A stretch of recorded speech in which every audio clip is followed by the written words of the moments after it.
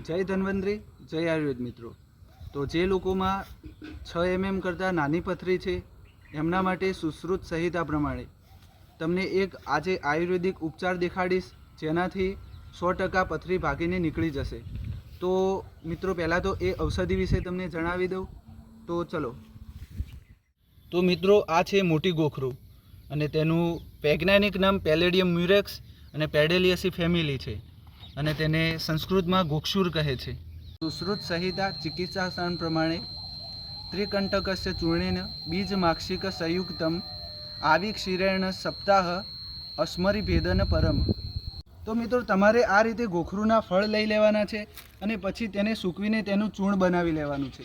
આ બનેલું 1 ચમચી ચૂર્ણ, 1 ચમચી મધ અને 1 ગ્લાસ ઘેટા કાં તો ભેંસનું દૂધ જોડે મિક્સ કરી સવારે અને સાંજે એમ 1 અઠવાડિયા સુધી લેવાથી પથરી ચોક્કસ તૂટીને નીકળી જશે। તો આ રીતે આયુર્વેદિક માહિતી જોવા માટે ફોલો કરો દર્શન આયુર્વેદા ચેનલને।